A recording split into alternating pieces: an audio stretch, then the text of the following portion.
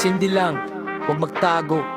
Usok umakyat, pero tanong ko, kung legal sa reseta, sino bang may boto? At kung saan mapupunta yung buo na pundo?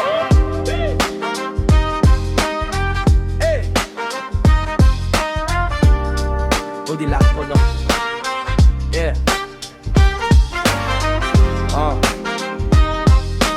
Sindi lang, huwag magtago.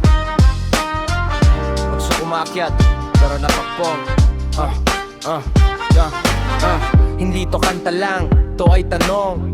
Pag may pasyente na may sakit ba't kulong? Gamot sa papel pero sa batas bawal. Pero yung kurap sa opisina, bakit laging legal? Kung gagawing medisina, sige tara payag. Pero sino kontrata, sino uuna sa pahayag? Senador o general, sino may lisensya? Bago pa yung may sakit, sila muna ang may benta. Saan pupunta tax? Mapabaril na naman o sa pribadong bulsa? Puro bayan lang sa bibigyan. Kung may permit sa tanim, dapat klaro listahan. Pang ospital, pang research, hindi pang kampanya lang. Sino ang mananagot kapag pera ng bayan ang nalulong di lang usok? Legal kung medisina, pero illegal pa rin kapag bulsa lang ang gumaling di ang bansa.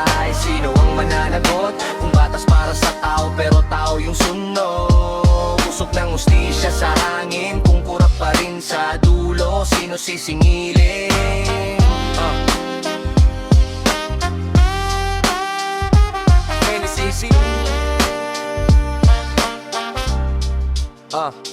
Doktor may reseta, pero kulang ang supply kasi nasa bodega ng kumpanya na alay. Kaibigan ng politiko, pinsan ng hepe. Sila may planta, sila may tubo, sila may tseke. Pulis na nang huhuli ng hamak na tindero, pero ka-photo op ni Mayor yung tunay na heredero. Para sa sakit, sabi sa TV, pero presyo pang mansion, kaya mahirap di makabili. Kung may komite, dapat bukas ang pinto namin sa papeles, hindi alias sa likod ng litraco. Audit kada kilo, kada piso ng kita.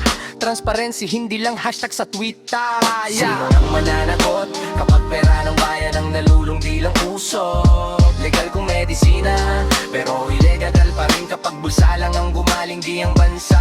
Sino ang mananagot kung batas para sa tao pero tao yung sunog? Usok ng ustisya sa hangin kung kurap pa rin sa dulo, sino sisingilin?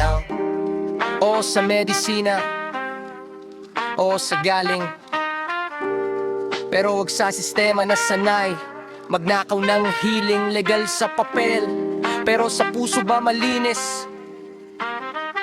Kung sino pumirma, siya rin dapat managot pag may lihis.